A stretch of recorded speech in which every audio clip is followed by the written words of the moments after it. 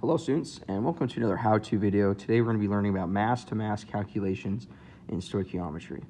So we've got a problem. We're already familiar with this one. We have ammonia, we have nitrogen and hydrogen, okay? And we're going to calculate the number of grams of ammonia that's made when we have 9.88 grams of N2, and it reacts with an excess of hydrogen. Now, in this problem, hydrogen is not our limiting reactant. Okay, we're going to learn about this in the next chapter. So N2 is going to limit how much we can make. So we want to know how much can we make based on 9.88 grams of N2. Okay, so first thing we got to do is write out a balanced equation. And we're going to do it this way. So we have N2 plus H2 is going to form NH3. Now, our nitrogens are off, so I'm going to add a 2 over here. Now there's 2 nitrogens, and there's 6 hydrogens, and I'm going to add a 3 here, okay? We've balanced this several times now, so you should be familiar with what I just did, okay? The next part, calculate the number of grams of NH3. So we want to know the grams of NH3, okay? We're not looking for moles this time, we're looking for mass. And what is excess? So we have plenty of this, and we only have 9.88 grams of N2. Okay, so how much can I make of NH3 if I have this much stuff? Well, that's what we're going to find out. Now, our mole ratio is going to be based off our nitrogens to ammonias. So if we have 1 N2 per NH3 for 2 NH3s, okay, we have based off our coefficients, or it's going to be either 2 NH3s per 1 N2s, right? So our mole ratio is going to be 2 to 1 or 1 to 2, okay? And we're going to base it off of our calculations down below which one we're going to use because of the picket fence that you've learned, okay? Now, let's work with what we've got. So we have 9.88 grams of N2, okay? Now, we can't work with grams. We've got to convert it to moles so we can use our mole ratios, okay?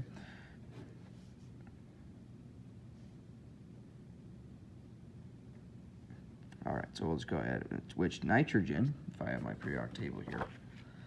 We have 14.01, and because it's diatomic, we need to times this by 2. So it's going to be 28.02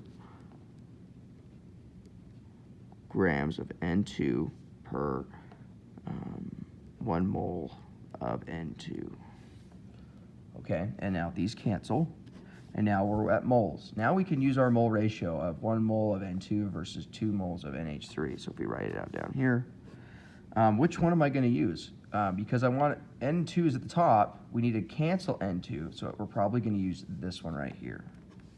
All right, so I'm going to have 1 mole of N2 per 2 moles of NH3.